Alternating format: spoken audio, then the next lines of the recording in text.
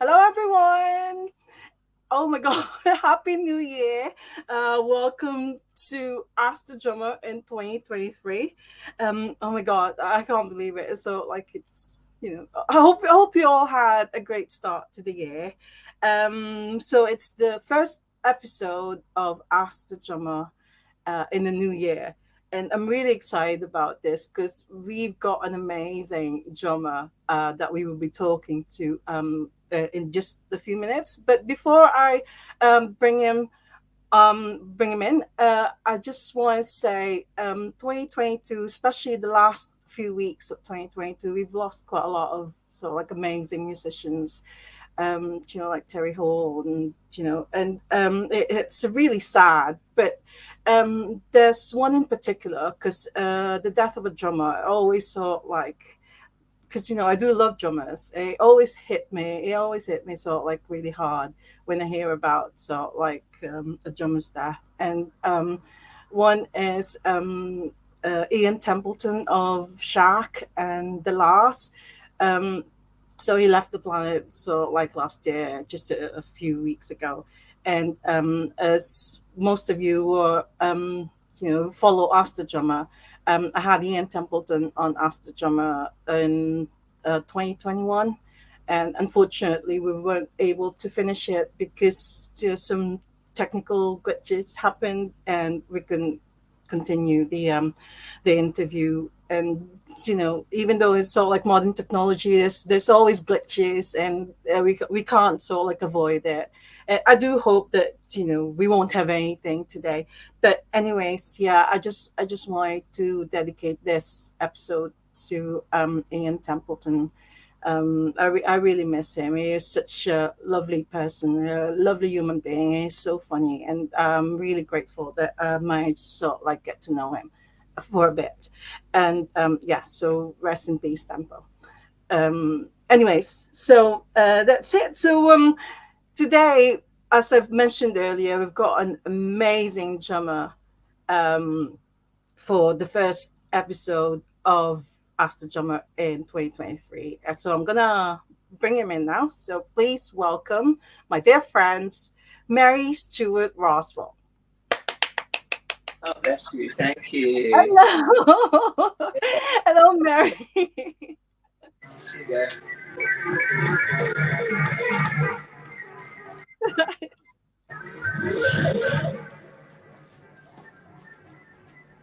Wow. Hi. Hey. Hello. I Welcome to really 2023. Yeah. Happy New Year. Happy Yeah. New Year, Mary. And The how's the future. beginning of the year for you? Yeah. So, how can I help you, dear? Oh, well, it's a really nice room you've got there. Is that your studio? Yes, thank you. This is my new studio here in East London. It's we're calling it New Flower, and Oh, it's right by Dalston Railway, real close to transport, and next to Ridley Road Market, on top of Ridley Road Market. You know, the really bright, colourful, fabulous psychedelic market in Dalston Town. right.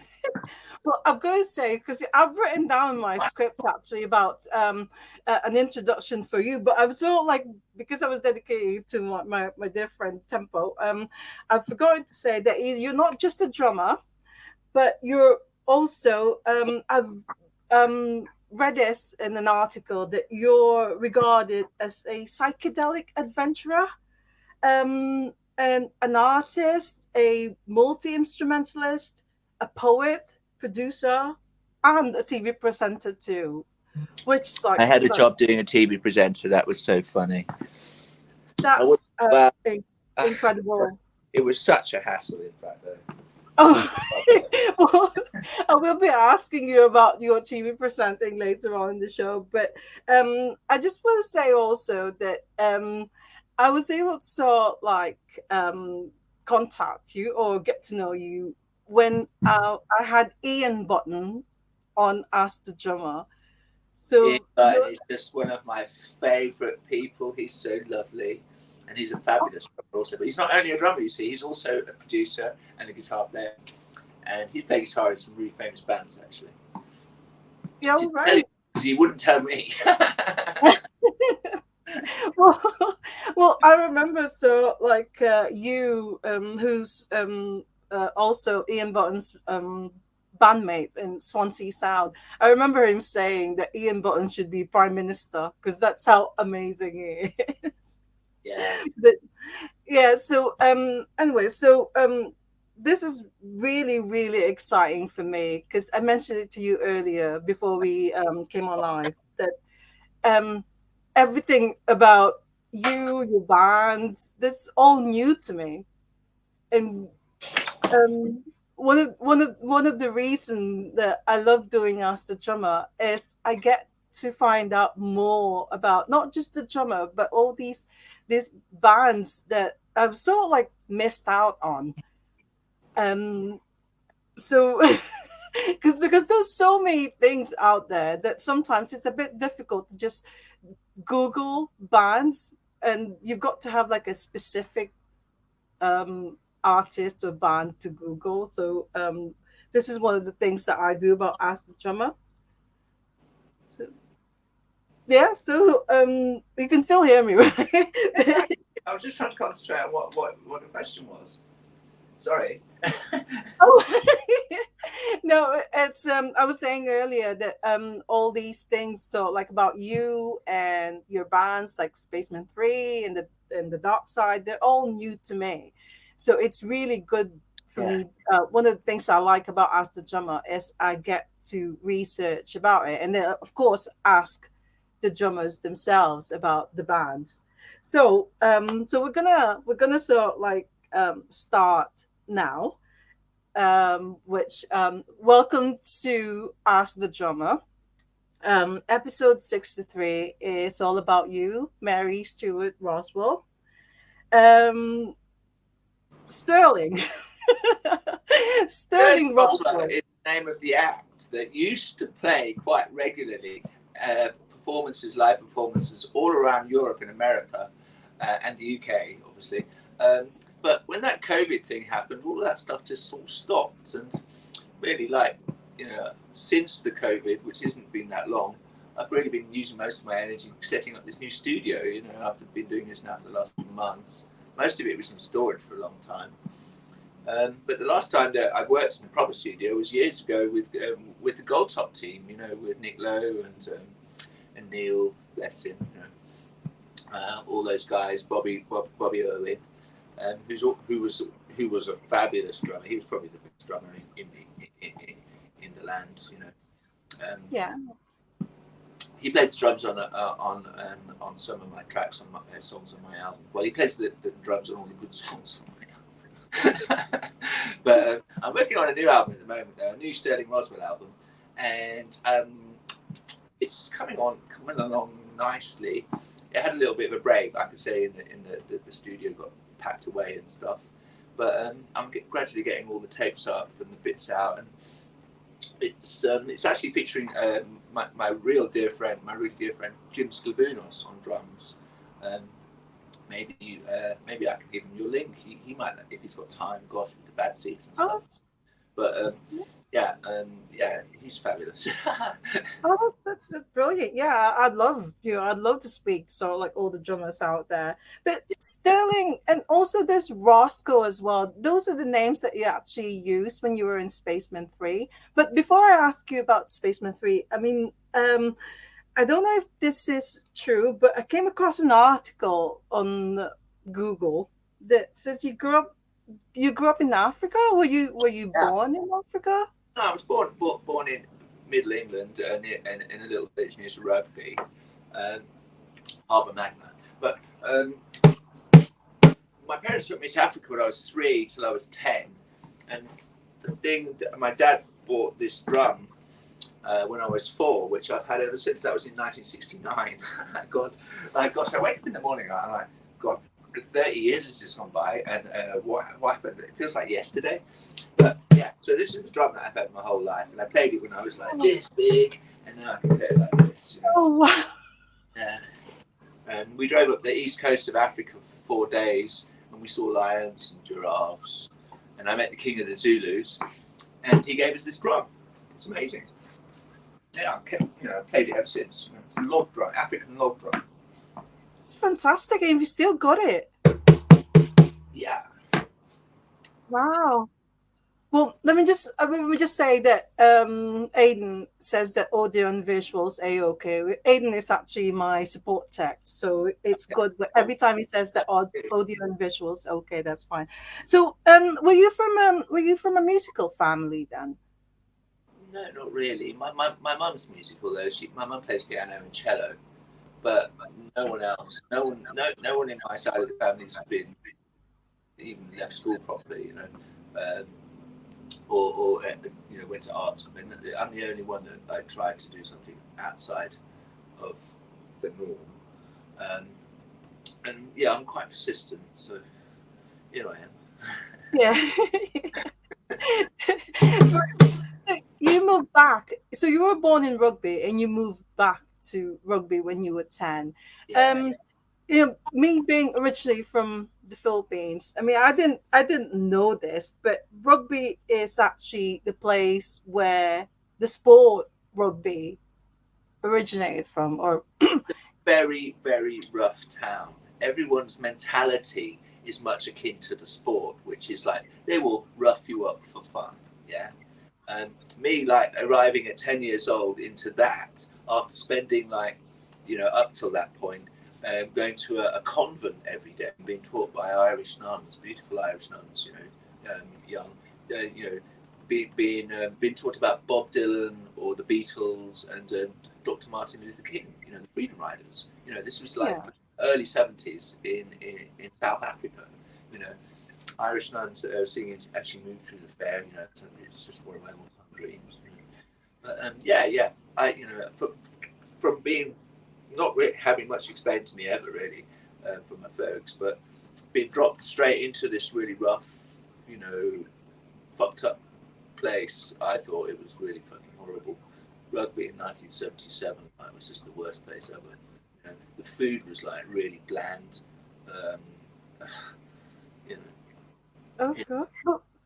Um, well, music-wise, did you go to any clubs, or what was it? What was it sort of like?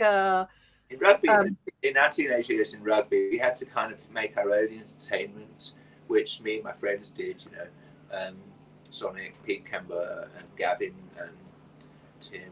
All those guys, the old Steve, all those guys, Will Carruthers. We used to have a little club called the Reverberation Club, and we'd invite friends, bands to come and play, bands from out of town. Luke came and did an early, I don't know if it was one of their first gigs up in rugby, as did lots of other really cool bands. In those days there was no internet or nothing, and you were lucky. Like you had to, like if you didn't get back to somebody for a whole week, like that was just normal. You would get an answer machine message, and maybe you might try and phone someone at the right time. You had to catch them at the right time to be at whatever phone. There were no mobile phones or nothing like that. It was like, yeah. and the news was spread on the gigs themselves. Like the happening. I guess it's like that today, though. It's just that the younger generation these days seem to have it all, digitalized and Yeah, yeah. sort of, tightly packed up in your pocket. Like, I don't know. In those days, So, there's nothing else to do. You had like records or cassettes, movies, and really crap TV, or discos. You go out to a disco. To make friends or to meet your friends. oh, but so what got you into drumming? And so, like, what was the first Drumming. From the band age that of you three, joined? I've had drums since I was age of 3. I was always into drumming. In Africa, like as we lived on the edge of Cape Town, where they were still building, I could hear in the background in the evenings and the early mornings. I could hear what sounded like whole crews of men singing, like like the sort of things that you imagine more to do with the American the American South, of chain gangs type of thing. But I guess it was a bit like that. I never saw. So I just heard the sort of chanting music, Yeah. the drum beat. Yeah. And Like jungle as well. When I went to Mexico, the jungle, like outside, you can't tell where it's coming from, but the whole jungle is drumming, like this massive drumming, huge big beats. It's amazing. so did you sort like was it you who started to ask people to join you in a band, or what was your No, first I band in rugby? spaceman. I wasn't in the first lineup with the spaceman, or even the spaceman had like you know the spaceman I played drums with. We were really good friends at that time, Pete and I. You know, um, yeah, it was a lot of fun. We had a lot of really good times. Yeah. So Spacemen 3 were your first band. My first proper band. I was in bands before that at school with Yeah. my schoolmates, and also I had a garage band when I left school. We did like covers of like the Trogs and stuff like that. Um, Yeah. um, but that didn't last very long. Then Spaceman asked me to join on drums, which I was like happy to do. Um, and it was good fun. We went to Europe twice, made a few really good records that even now people are still talking about. And it was like Yeah. yeah. Um, Yeah. I, And I like I've got some sort of thing going, Dorian Gray thing happening here.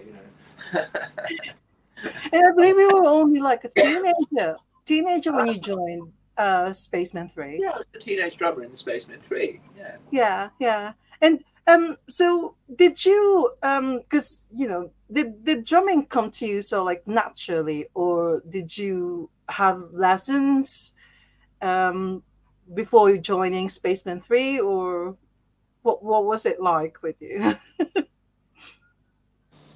Um, well, I've got a couple of friends who play drums.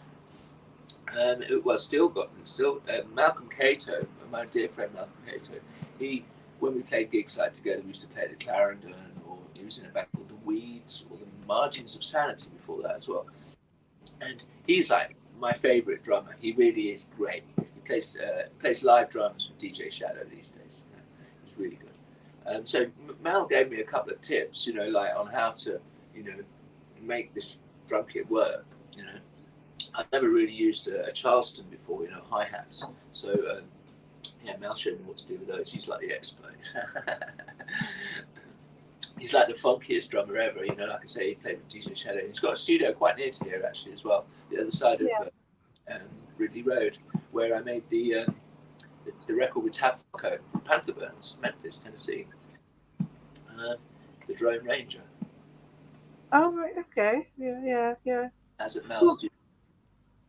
I mentioned it to you earlier that Spaceman 3, I mean, I work in a record shop, and the first time I've actually, because I don't know why, but I've got this idea that Spaceman 3 were like banned from the 60s and 70s, but you're actually an 80s band. And also, working in a record shop, every time we get a Spaceman 3 record, and we post it in our website, it just goes quickly, no matter how expensive. They are expensive, by the way. Those Spaceman 3 albums are really expensive, but they just go quickly because I suppose so. Like, there's quite a lot of, fans out there who really want to get a copy of Spaceman 3 albums.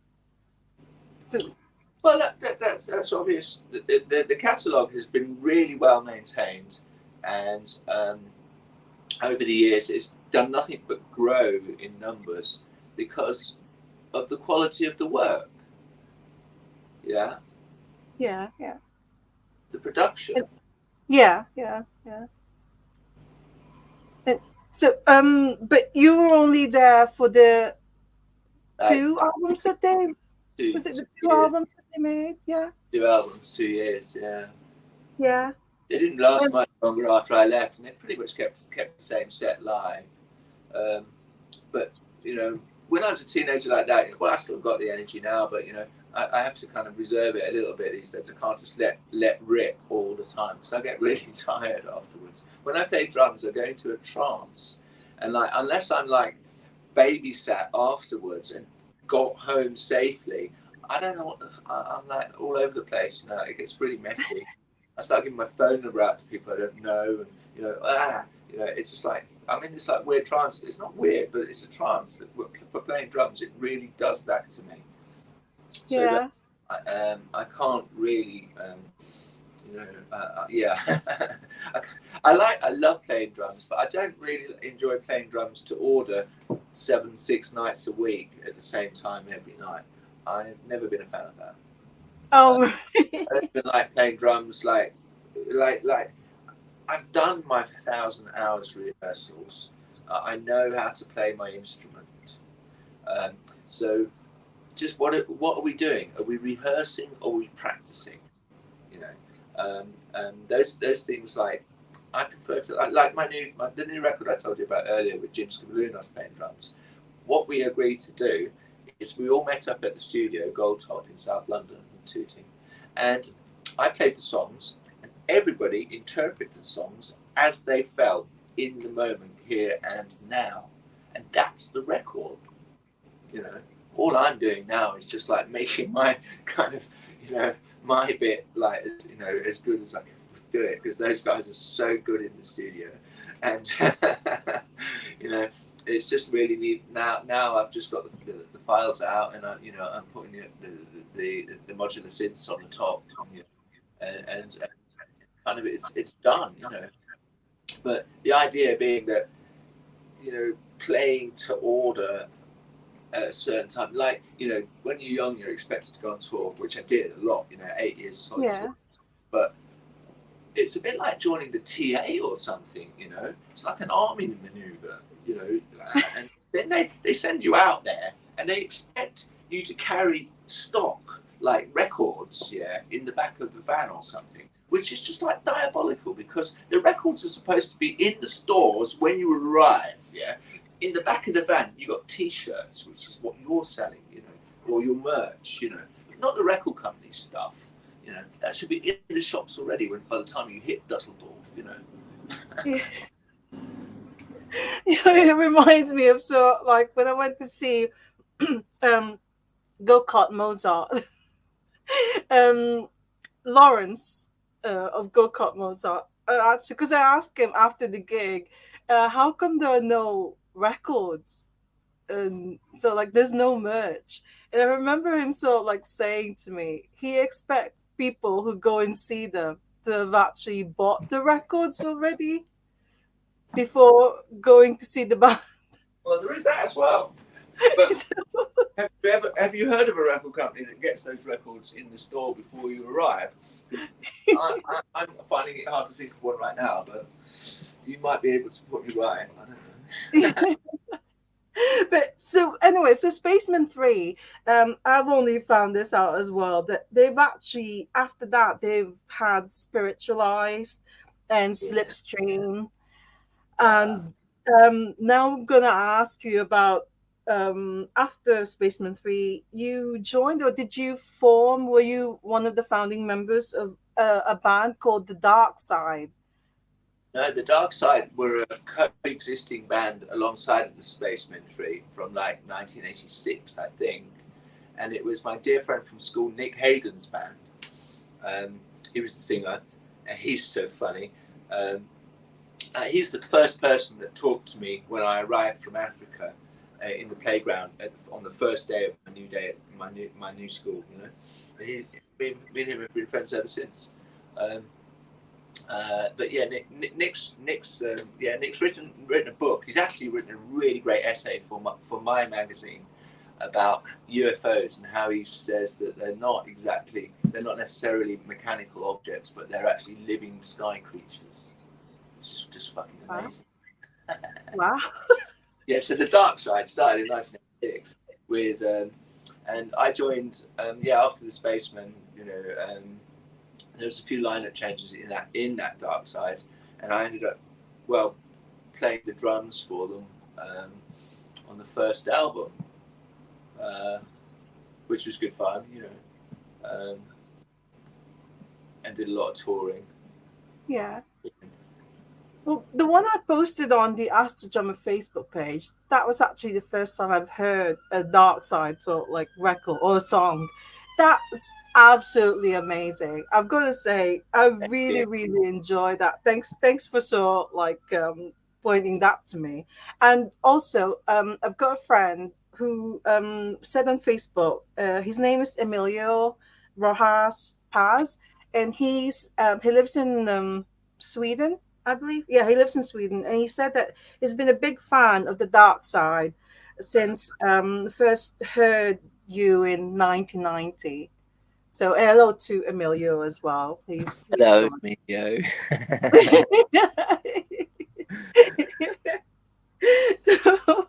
so how long did the Dark Side last? Not that long, really.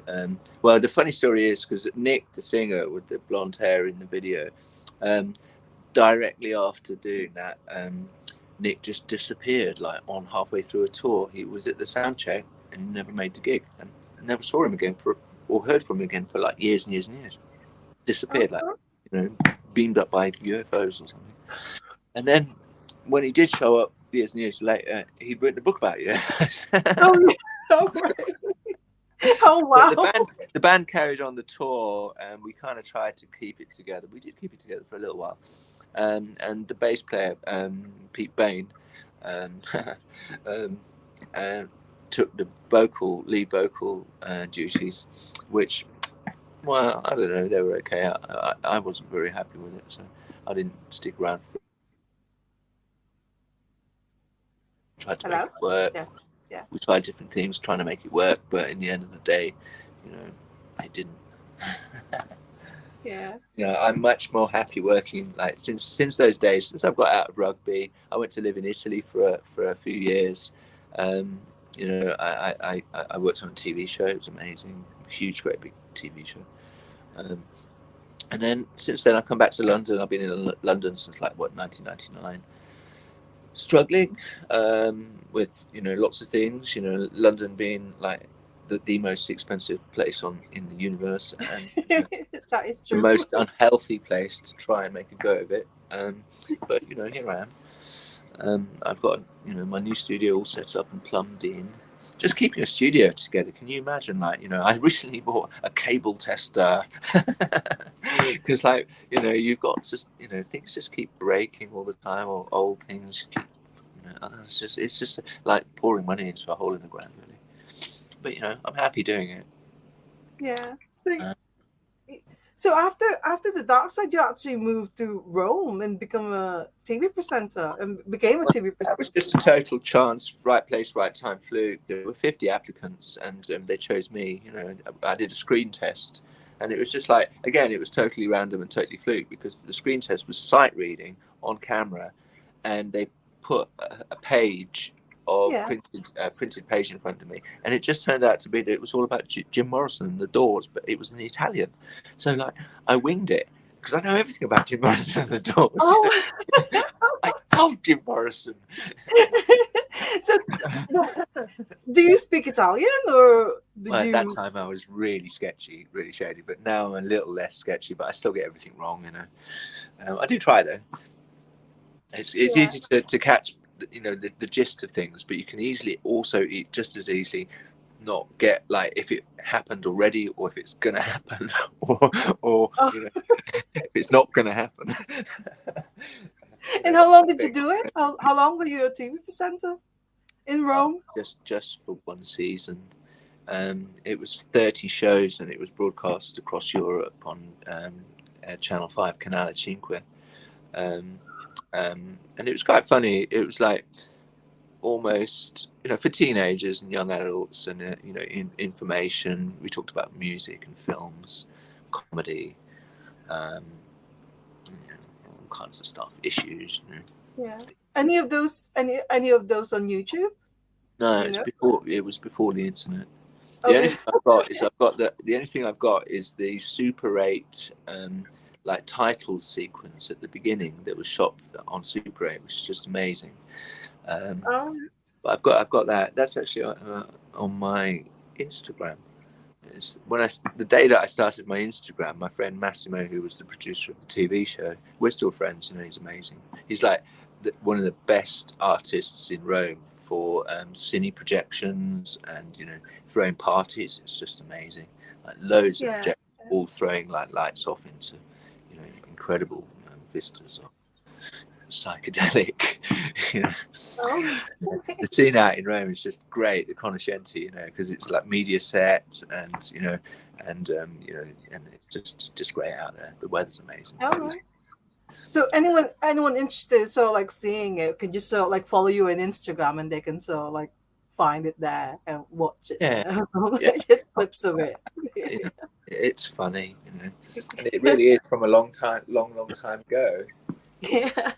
Well, moving on. So like another one that I was sort of like found out is, again, this is new to me.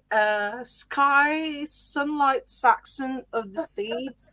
No, I've actually googled them. They are from the 60s. They're sort of like a 60s band. They like the Mojo magazine readers voted #1 punk band of all time.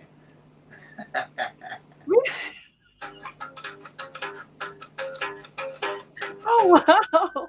So what was your involvement with Skylight? Oh, the Seeds or Skylight Saxon. I've been a fan of the Seed. I've been a fan of the Seed. Sky Saxon. Sky Saxon was the leader of the lead singer and the leader of the Seeds, who were the '60s prototype punk band from LA. They're amazing. You know, they invented flower power and you know, loads of really cool things. But I went to see the Seeds when they finally played in London the first time, and then again, and got chatting to some of the guys. And Sky, obviously, I introduced myself and said hello. And then there's maybe the following week, I was in the pub on a Saturday afternoon, and Sky Saxon from the Seeds is in the pub in the Elephant's Head in Camden Town on a Saturday afternoon. And he's going on to all his friends. He's got like a bunch of people around him, and he's saying about wanting to get into the studio to make an album, which is really great. And that was like the trigger, because I just spent like so long with my friends just up the road from the Elephant's Head in Chalk Farm building a studio. We'd only just put the varnish down on the floor. You know, it was amazing. So Sky was the first artist to play to record in the new Goldtop Studios in Chalk Farm, which was a lot of fun. You know, I put a band together and we set together and produced the record. There's a lot more stuff that we recorded together that's unreleased, and it would be great if I could find, you know, someone to help me, you know, put a release of that nature together. Yeah. Wow. Well, hopefully, Bass is my first instrument, because at school I played bass, and the only actual proper O level that I left school with when I was asked to leave on my 16th birthday was music, and I'd taken music practical and music theory on upright bass. I played in the orchestra a little time, and so it's really what I'm most confident on, actually, playing bass. wow. Well, I like playing and then you sort of like got in. I can play bass on my head. Yeah, I got to play bass in like a one-time, all-time favourite bass story.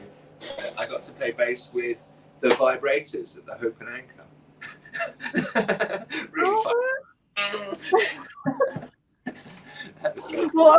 Well, I've got to say, because Ian Button was like a guitarist before he like now become a drummer. Oh, he's a great guitarist. He plays on Death and Vegas album, you know. Yeah.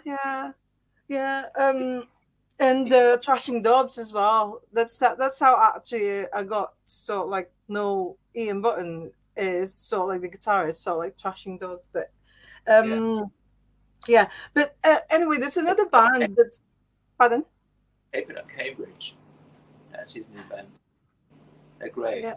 That Cambridge album is really nice, really good. Yeah. But yeah, so this another band I actually got to so like Google recently is Tav Falco's Panther Burns. Um Yeah. yeah. Now this Tav Falco's Panther Burns recently I, well recently I Every saw time an you say that article. Falco Panther Burns, I'm gonna say well, wrong. well recently there was an article that I saw about Alex Chilton Yeah, and Tav Falco's Panther Burns, yeah. and it got me really interested because again, I mean, I'm not very familiar with Alex Chilton and Big Star. I mean, my music education is so like there's quite a lot of gaps there.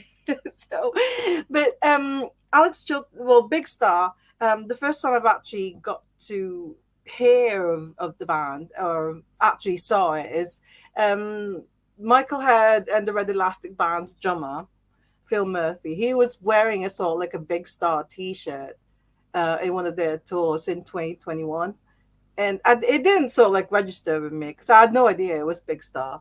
But then some friends sort of like mentioned that, oh wow, that's a cool T-shirt. It's Alex Chilton. It's Big Star. So and then again, this year I've got to hear more of Alex Chilton because of Teenage Fan Club.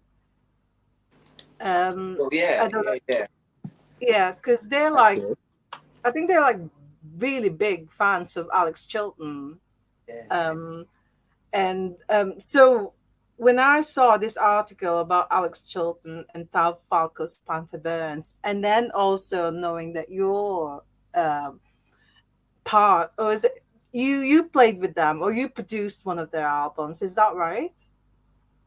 I've played in Panther Burns on drums in 1990 while I was still, well, what was I doing in the Darkside? I don't remember. But, and then more recently I made a record. It came out as a 7-inch, but there's more to it than the 7-inch. But it's only released two songs with Tav and Jim Scavounos on drums. Uh, the Drone Ranger. So you're still sort of like in touch with Tav Falco and you're still doing sort of like music together? Yeah, I'm in touch with all my friends, and well, Tab's actually in Southeast Asia at the moment. He's in Bangkok, um, Right. um, taking in the warm sun rays, on the beach somewhere. Warm weather. Absolutely. I only wish I could if I hadn't already got it into my mind to make a studio here in London, I would definitely go there also. But what about Alex Chilton?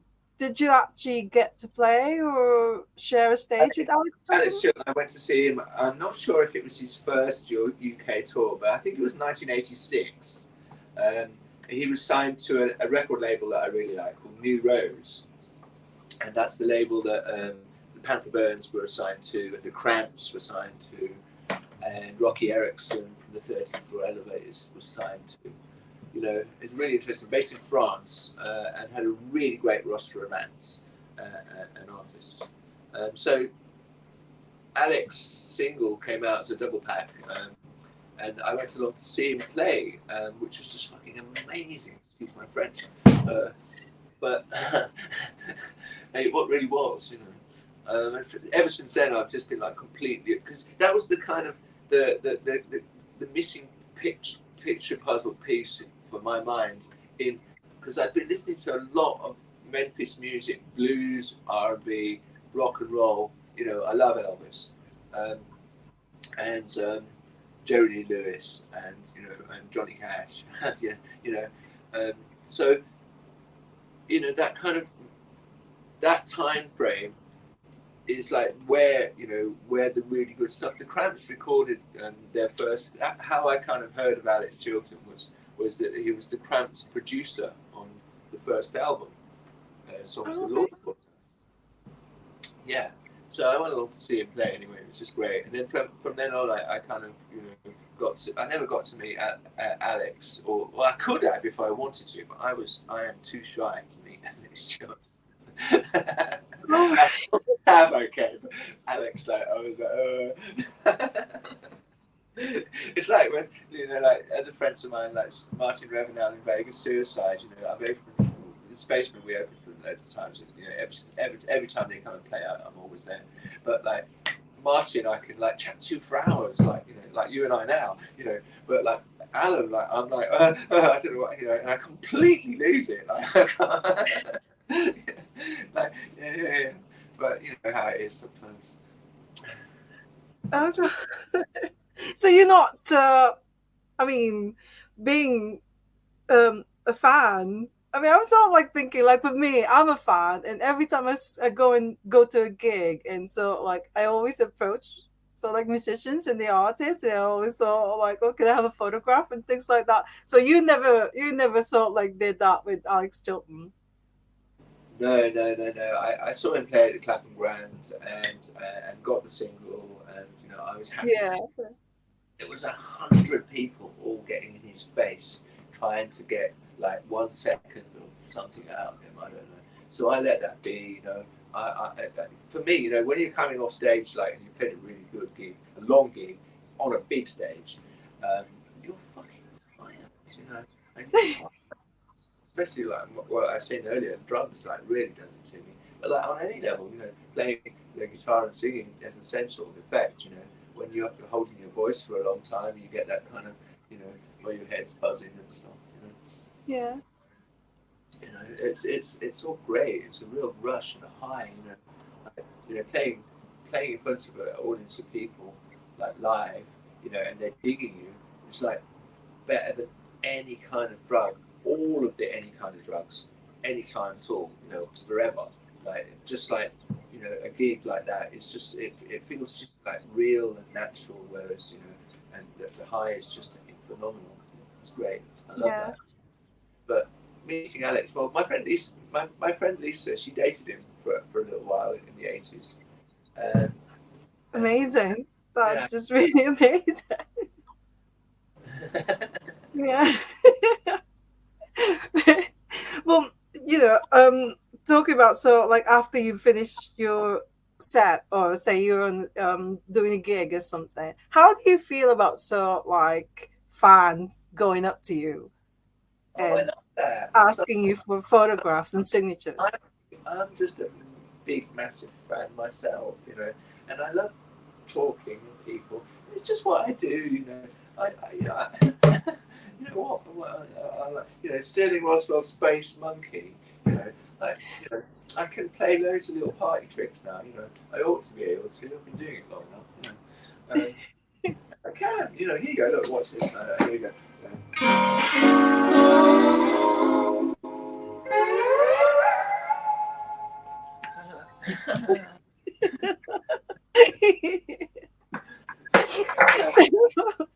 So you're actually I love I playing. remember you're doing gigs now. Oh, sorry. I say Can you I hear love. me? Yeah, I love playing music, and if I didn't play music every day, I'd go completely. Yeah, and you're also not just you don't just sort of like love music and make music yourself. You're also like a fan of music because you love all sorts of music, don't you? Yeah, Yeah, yeah. yeah. So before the lockdown or before the pandemic, you've been doing loads of sort of like gigs all over the country, I believe, as Sterling Roswell, which is your like stage name. Yeah, well, it was kind of supposed to be the group name, but holding a group together in London is just unbelievable. Not unless you've got a record company, which I don't. I've got lots of really good music to release now, and I've been working really hard.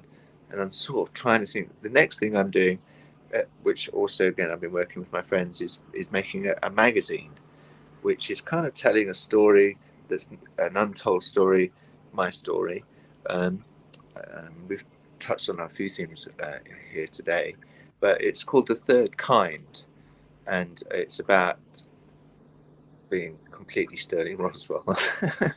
Like, um, so Right? it's kind of, me and my friends, like I say, Nick's contributed a great essay about UFOs, and Yeah. Yeah. Lisa from the Hellcats in Memphis has contributed an amazing article and interview. And my friend Charlie, it's a revolutionary teenage spaceman, but Charlie has given us the Zen Vegan Rebellion article, which is just cool as cool can be. And yeah, it's going to be. I'm looking at. I'm looking at ways of getting it printed in these next few days. Actually, it's all ready to go. We've got the photographs. We've got the 300 pages of text, and we're ready to go for a February release. And what my idea is rather than try and release music and compete with just all the music that's out there, albums and stuff, what I'm releasing is a story. So the music comes with the story. The music will remain free, but you buy the story in a book. Oh, Um, that's brilliant. Yeah, yeah. that's right. Well. Speaking of Lisa, she's actually sort of like joined us, and she said that it would be cool to hear about Jim's Clavunos that Roswell works with, and those original songs are great too. So Jim is like a member of Sterling Roswell band. Is Jim, that right? Jim and me are friends for a long time.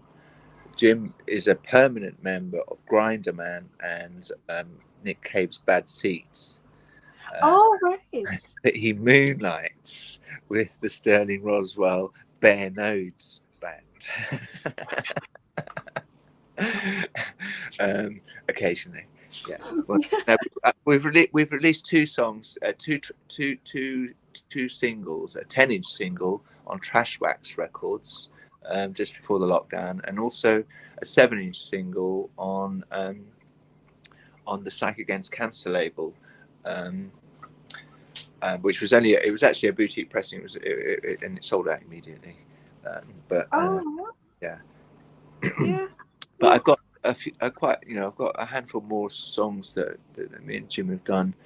That, like I say, I was just getting ready to launch at you out there in the internet.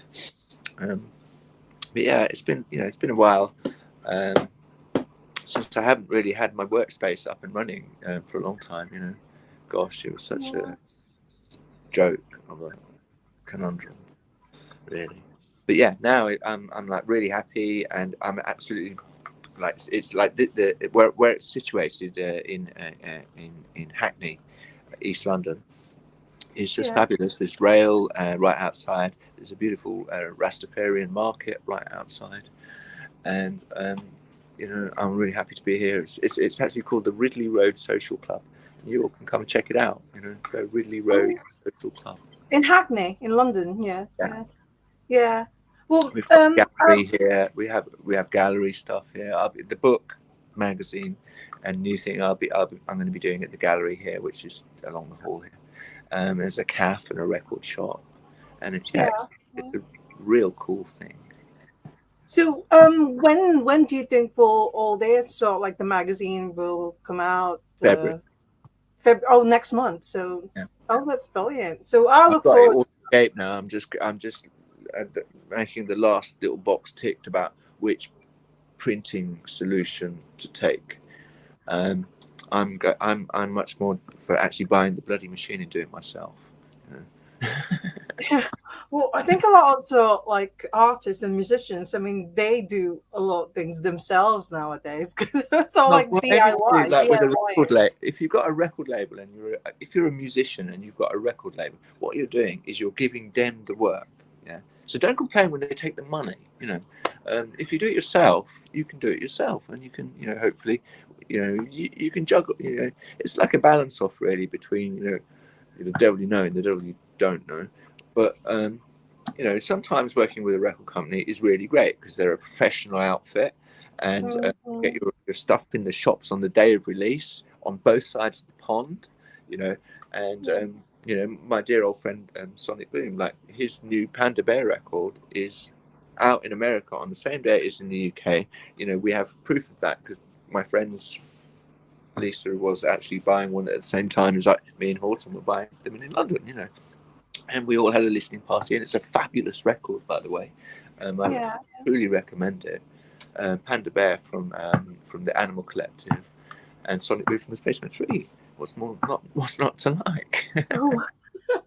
Oh, we should sort of like check that out, definitely. But this, there's actually one when I was sort of like researching Sterling Roswell. There's YouTube video that I saw, and I posted it on the Ask the Drummer page. It's a song called "Give Peace Another Chance."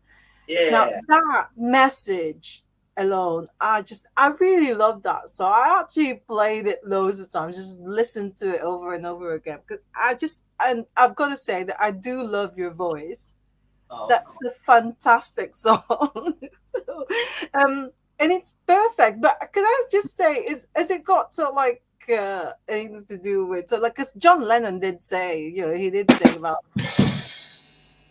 give peace a chance before.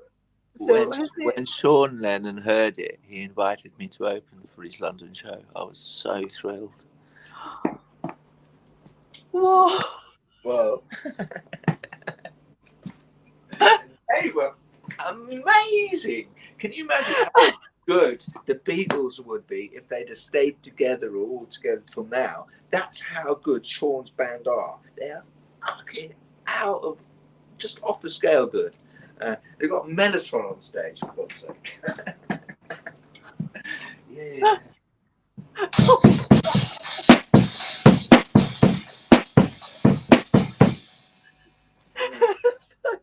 So that actually came from an album that you've released. Was it in 2020 or 2019? Oh, I don't know. The Give Peace Another Chance. Yeah, I think it was 2018 or Oh, 2018. Okay, yeah, yeah. And something. you also like I mentioned to you earlier that a friend of mine from Facebook, actually I've seen him post going to a Sterling Roswell gig. This is just before lockdown, before the pandemic. So you were gigging before. Are there any sort like plans apart from sort like I mean I know you've got a book or a magazine coming out. So when you tour the magazine or when you sort of like do a launch, will you be also doing like gigs, maybe in not just in London but other parts of the UK as well? Well, if I could hook up with an agency that could organise that, then that'd be great. But I haven't got the, if either I'm booking gigs or I'm making music, and I don't really get, I haven't got an office that does that stuff. This is what my office does. It makes, what I've been doing lately. I've been really more interested in is making electric drums. Do you want to hear my electric drums? Yeah, electric.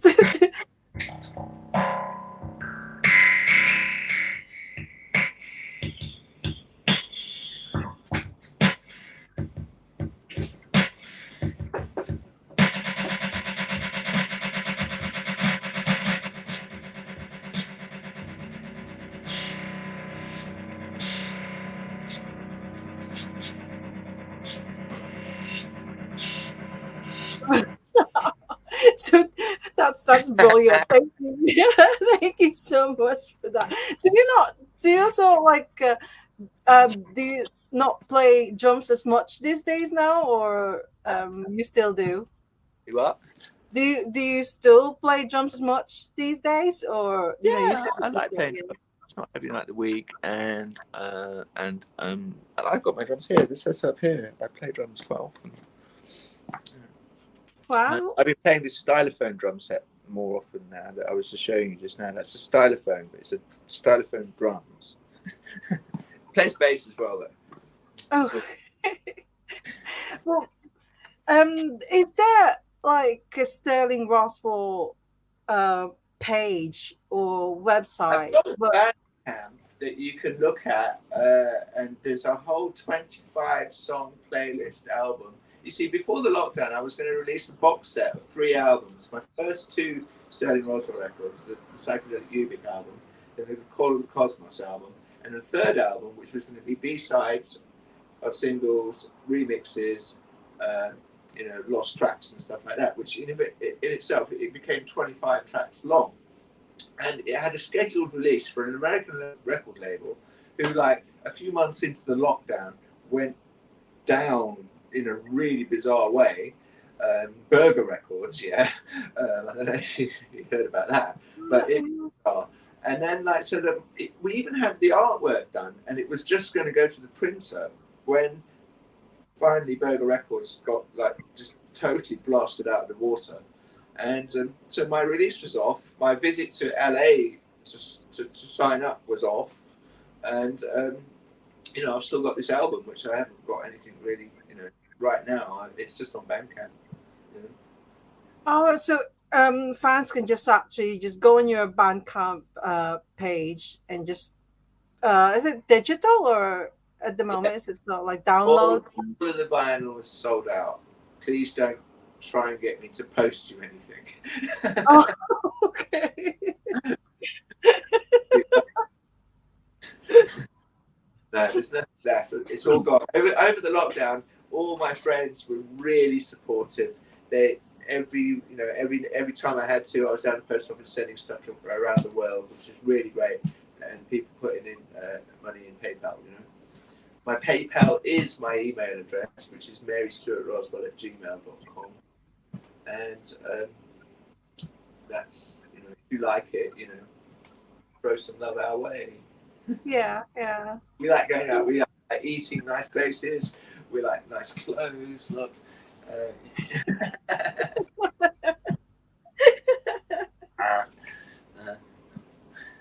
Oh, that's brilliant. Yeah, we sort of like make sure, and hopefully, because I do love going to gigs, and I do love sort of like meeting the musicians, the drummers like yourself. So hopefully someday, I will get to see you perform live, on Yeah. stage. So, yeah. If you or anyone that fancies booking me a gig anytime, just tell me where it is, and I'm certainly looking forward to playing some shows again, because I'm feeling a lot fitter now than I have been for a long time. I suffered with my health for a long time, for years, and due to my absolute persistence, I cycle every day. I'm smoking a whole lot less than I have done in a long time, and I'd actually stopped for a point, but then things got so stressful that I just started. And then, gosh, I think the heater's just about to blow up. That's why it's got a bit like the lighting is actually. I'm unplugging it so the whole electricity doesn't fuse again. Oh. So yeah, I have sort of like heard. I mean, you mentioned that you've had some health problems, but how are you feeling generally speaking? Are you? Like I say, I'm feeling a lot better than I have done in such a long time. I'm match fit again. I've been, I had a few falls, I had a few crashes on that bike, but I spent the whole of Christmas like recuperating, just being good and, not doing, too many silly things. And then, I'm feeling like, it's a new year, it's a new day,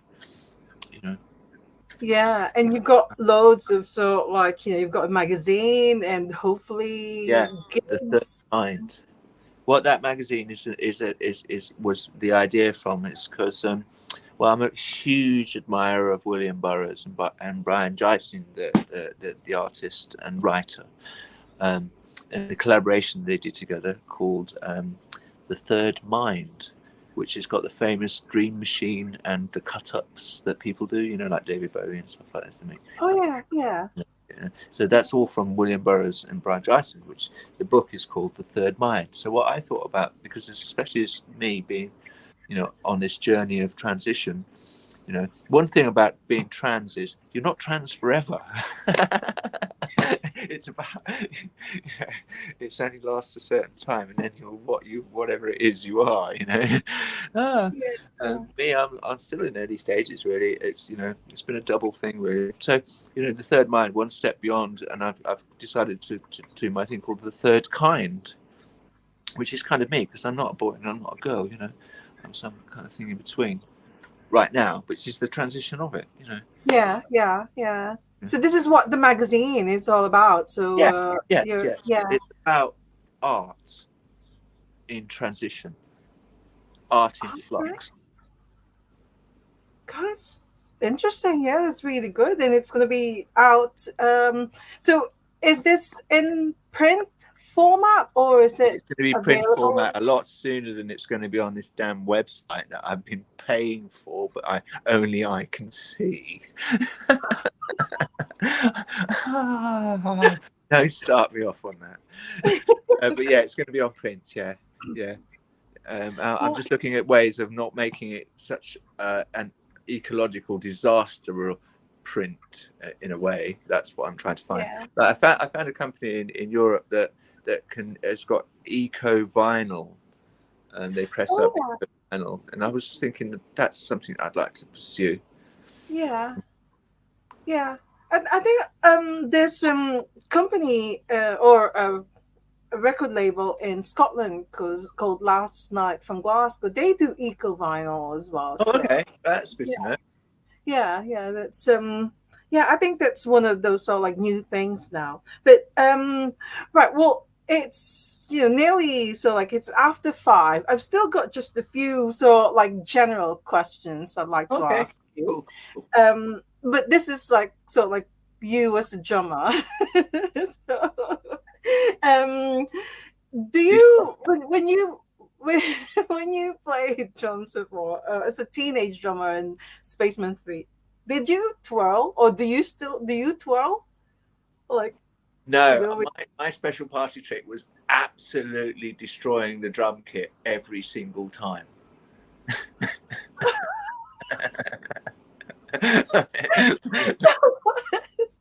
Like, not in a kind of way where like you bring on halfway through, you know, at the end of the set you bring on a broken guitar and you smash that up. No, every single time.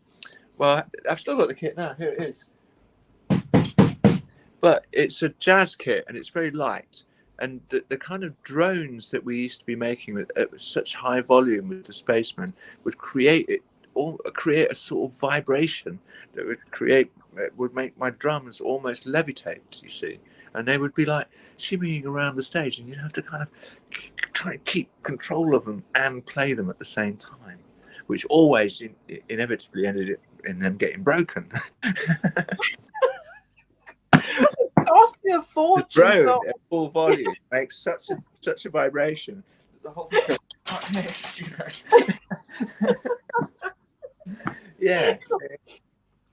So you're very much sort of like I mean, it's really exciting because it's very much sort of like a cosmic psychedelic sort of like sound. I mean, I would have loved to have seen a Spaceman 3 gig.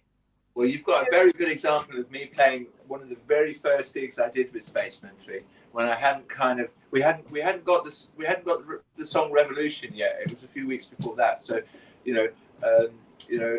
so that points it to be like within a couple of weeks of me joining the group, and I'd never really, I played drum. I'd played on stage one time before playing the trap drums at the Bikers pub in Northampton one time in 1982. This was before the Spacemen even formed. I was in a group with Natty and Tim and Gavin, who were like, Tim was a drummer.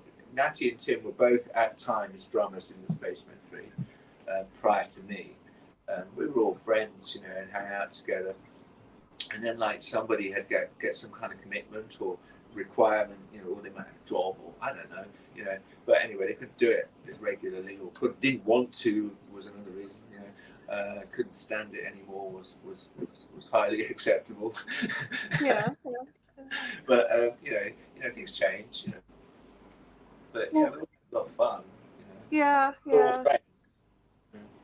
Yeah, and also another one that I wanted to ask you is because you said that you end up sort of like sort of like break it, or the I don't know if so like gets broken or something. But have you ever had any sort of like what I call disasters or accidents while you were playing? Have you ever sort of like fallen off your drums or like chair or drum stool? Uh, Or not really?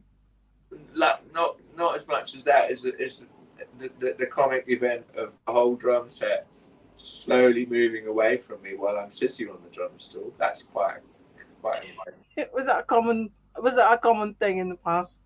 Yeah, it was. There was the funny time in the Darkside with the drummer, the drummer who was on the second album in the Darkside, Craig, where he jumped up onto his drums and it fell over and hurt himself. Oh, But but that apart from that, I can't really recall anything else that springs to mind that's that funny. oh yeah. And I've got like drumming heroes. Have you got any drumming heroes? Oh yeah, Mo Tucker, Oh yeah, yeah, yeah. um, Moondog, Pardon? Who? Moondog, Moondog. Oh, Moondog made his own drums out of triangular shapes and stuff. wow. Oh, that's brilliant. And For a while on the streets of New York, and he wore like Viking helmets. He was totally blind, and he busked playing drums on the New York avenues in the city. You should look him up. It's a fantastic story, amazing yeah, story, and beautiful, beautiful compositions. yeah. I will do. And because you seem to be so like you've I don't know if it's so like you've worked with so many American like American artists and American bands, but have you also so like did you work with a lot of the British sort of like British bands in those days, or not really? Oh gosh, I should really get this website bullshit together because I have worked with so many cool British bands. I've worked with Nick Lowe and his band. Nick, I play on his Christmas album, Policy Street, and I play the theremin on that. But I also engineered quite a lot of his albums and helped in the studio, and he's been a friend of mine for years and years and years. And and who else? Martin Belmont from The Rumour and Dux Deluxe. He's a great guy, fabulous guitar player. BJ Cole from The Man That Fell to Earth. oh, And some. yeah, because there's not really that much information on Google. Let's just say the internet about Sterling Roswell. So you've actually got a website, but at the moment it's not. Well, everybody assumes that because I use a computer to record songs on, that I'm sort of some expert on the internet, and I'm not. I just haven't got time or the inclination. I fucking hate staring at computers. Don't make me do it. You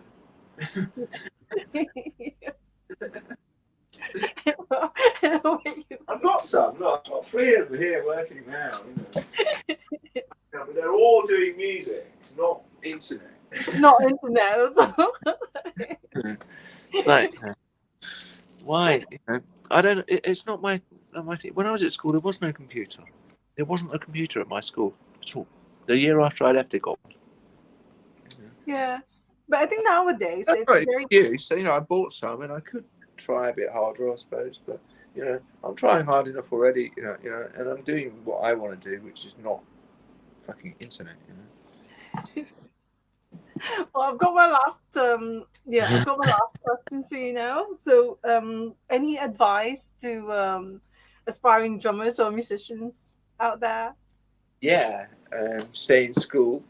Um, don't give up your day job.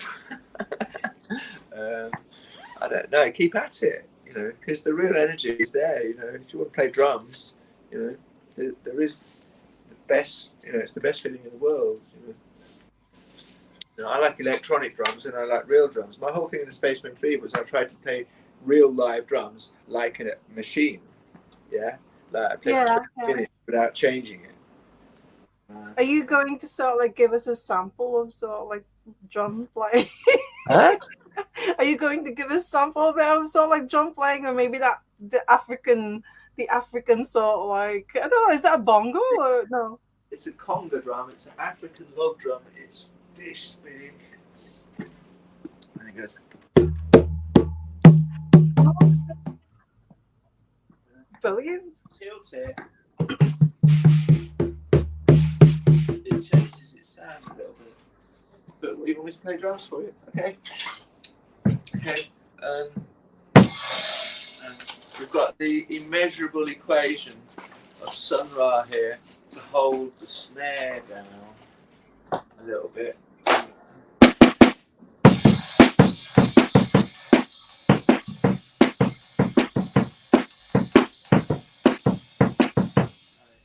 Oh, it's amazing.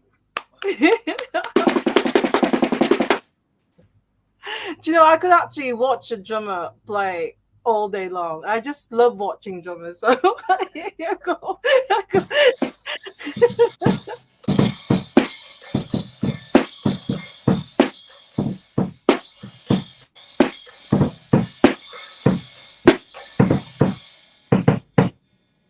Oh, it's amazing.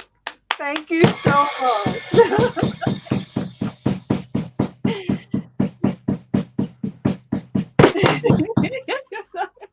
Oh, thanks, Mary. Is there anything that's all like? Do you want to just tell them what the next few months are going to be like as far as Mary Sterling or Mary sort like Mary Roswell is concerned? So new projects and things. So yeah. I'm going to continue uh, developing my my sound, and you'll be seeing me hopefully soon on stage with personal appearances, somewhere hopefully all around everywhere. I don't know. Um, I've been working on my Sterling Roswell production, and also I'm producing a record with Ian Button and Twink from the Pretty Things, the Fairies. It's taken a long time as well, but again, my stuff's been in storage and it just wasn't produced. I don't know. Anyway, all these things, all good things come to those that wait. And Yes, it's true. Well, I really look forward to it. I really look forward to meeting you, Mary. And thank you so much. And look after yourself. And hope to see you soon. you're welcome, and You thank know, you. Bless. thank you so much. Thank you. Bye Okay. for now, Mary. Bye bye. Take care always. Yeah. This is Bye. Happy New Year. bye bye. Bye. Bye. Bye. Oh my God. That was so good. Thank you so much for joining us live. Thank you, Lisa, all the way from Memphis, I believe. Yeah, thank you for joining us. And massive, massive thank you to Mary Roswell for joining us for the very first episode of Ask the Drummer. That's just so fascinating because I just love all these things, new things to know. And hopefully, we'll get to see him. If you sort of like check out her Bandcamp, Sterling Roswell, I think the name of the Bandcamp, because that's the band name. If you check it out and listen to the songs, especially, I mean, I really love that "Give Peace Another Chance." And I think it's a brilliant message as well. So, um, thanks again to Mary for her time. And as my sport tech said, it's a great conversation. It's very unique which is true. That is true. It's unique. So yeah, I look forward to seeing you again in 2 days' time. This Sunday, I've got another like guest, um, awesome drummer guest on Sunday at our usual slot of 2 p.m. So hope to see you all there. But for now, happy New Year, everyone, and thank you. Love music, love life. Love, love, love drummers, and see you all on Tuesday. Bye for now. Bye.